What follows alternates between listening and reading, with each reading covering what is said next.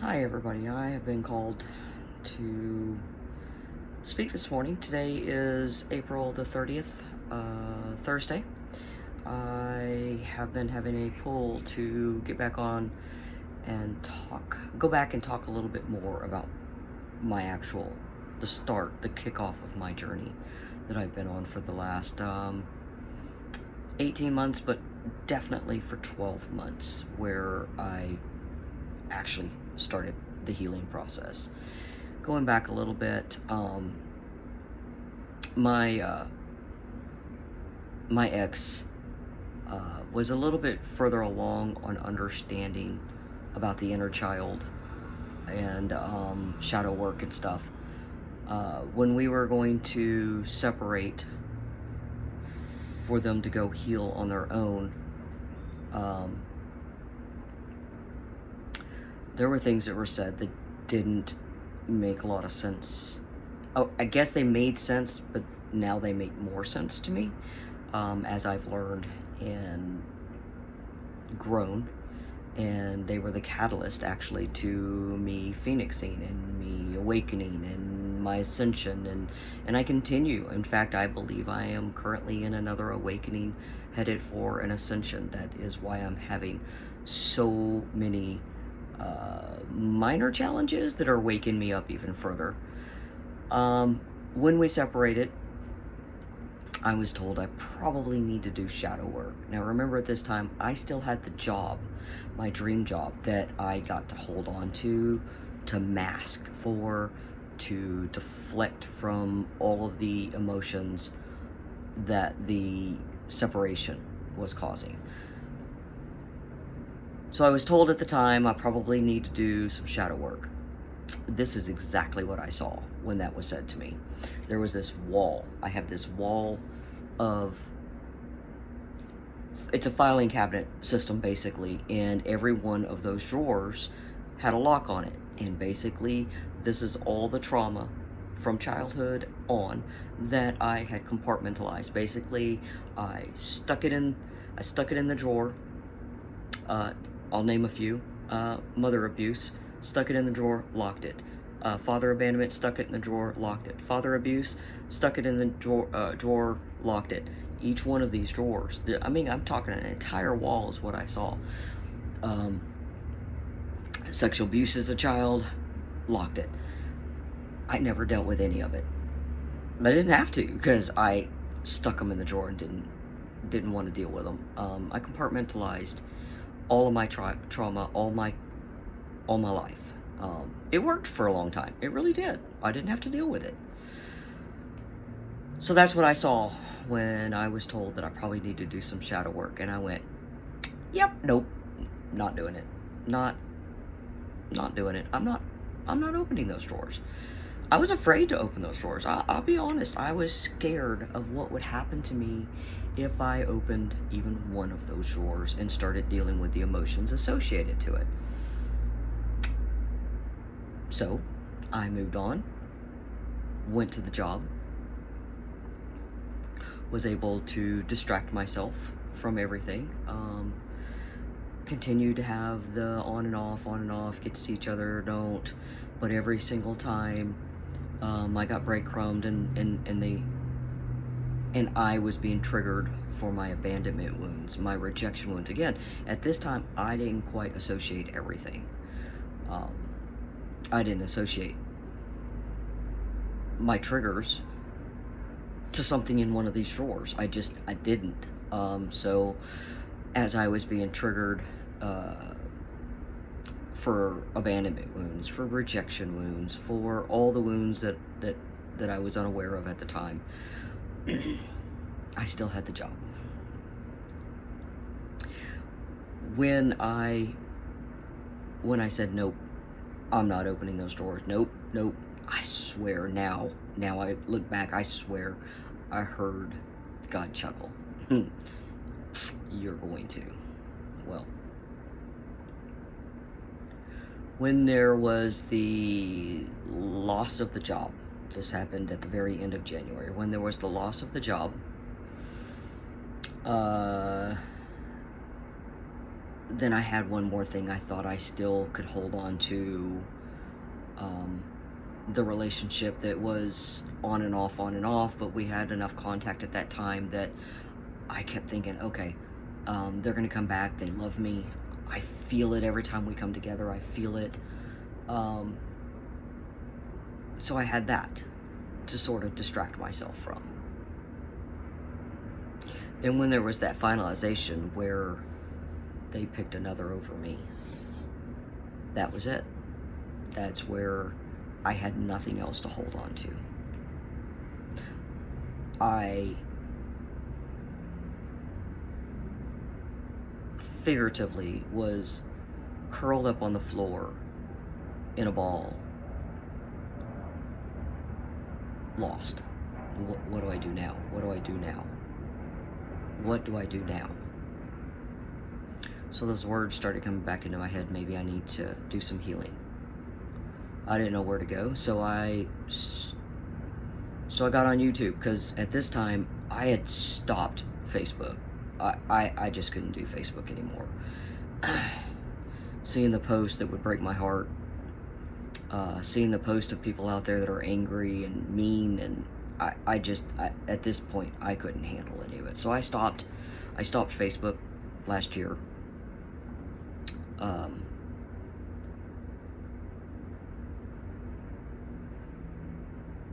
I got on YouTube because I YouTube everything. If I need to fix my washer, I YouTube it. If I need to fix something else, I YouTube it. So why not? If I'm going to fix myself, YouTube it. Well, God, universe, higher power, whatever, is magical. In my feed, all of a sudden, with no prompting, because I had never done anything spiritual on YouTube before, so it wasn't the algorithm at all bringing it to me, but all of a sudden, here's this person telling me about the energies of the month, what to expect. I listened to it and went, oh crap, the planetary alignments, the portals. So I started going back and watching a lot of the prior ones to see what was going on during all this time that I was losing everything. Again, those are words I felt at the time. They are not the words I use now. So everything started making sense. And then I started listening to other videos, and again, it all started making sense. And then this person also had some guided meditations that were free on YouTube, so I started doing some of those. They were for inner child work, for shadow work. I started doing those in the bath. Hot Epsom salt bath, bubble bath. I only felt grounded in a hot Epsom salt bath. So I was doing these guided meditations in the bathtub, helping to ground myself. Because if I wasn't in the bath, my brain was all over the place. My emotions were all over. There was nothing grounding me. I spent 6 weeks doing this. The only time I came out of the apartment was to go to the crystal shop and buy some more crystals. I was literally in the bath up to 5 times a day, meditating all over the place. I couldn't handle anybody else's energy, and I really wasn't going to subject anybody to my energy.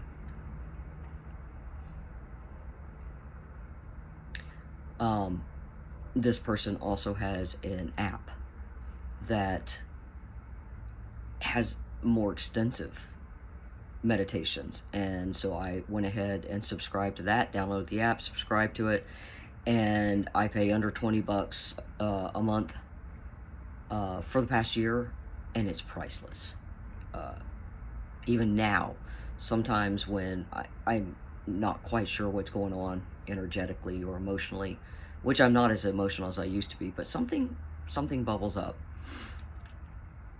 All of a sudden I'll get this notification from this app telling me to do this meditation. So I'll do that meditation that morning or that evening whenever it pops up, and every single time it helps clear me up.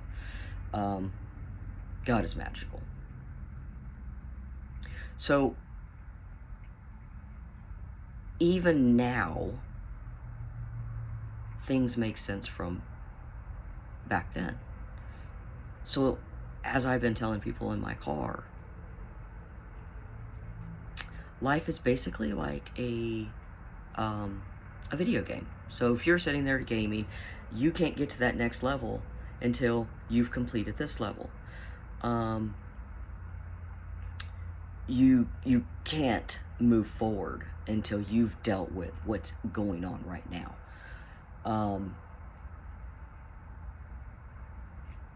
So it's like layers, or I used to say it all the time whenever I was going to see a chiropractor or when I was going to see a doctor. I'm like this big onion, and we have to peel back the layers to get to the next.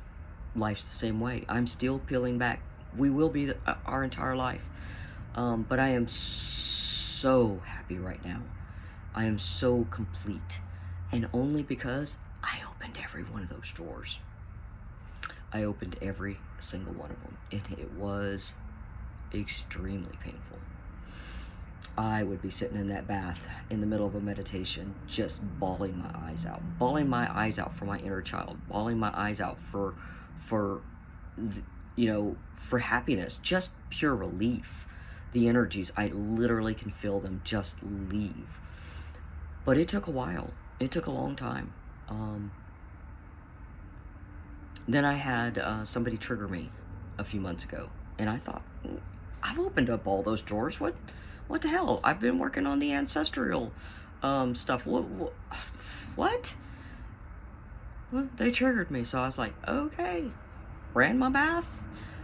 Added the salt. Added the bubble bath. And I'm going, the whole time I'm talking to God, I'm going, listen, I don't know what was triggered. I really don't. I don't know what was triggered just then, because I have worked on abandonment, mother wounds, father wounds, rejection.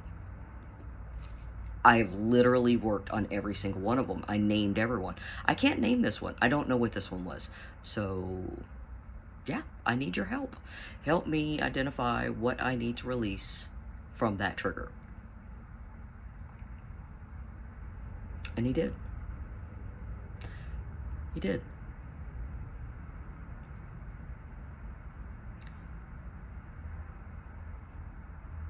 I've said it I'll say it over and over again, because it is so true. Life lessons are done for us, not to us. I had a young man tell me recently that he was going to get this as a tattoo. It is something I've heard, and I've used it over and over, and I believe it. Rejection is protection. Or rejection is redirection. That could be rejection of anything. It could be rejection of a person. It could be rejection of an idea. It could be rejection of a job application. I mean, anything. I've been getting rejections on my applications lately, and I'm okay with it, because God is going to bring me the right position at the right time. He's still polishing me off. It's a good thing I don't have a bald head, because he's been polishing a lot lately, and yeah, I would probably, if there were any sun outside, I would blind the airplanes. My head would be so polished and shiny. But I'm not taking it as rejection. I'm taking it as not the right place, not the right time. And God is continuing to teach me even small lessons right now. Small ones that have actually been huge in the grand scheme of where I'm going, what I'm doing, and how I'm doing it.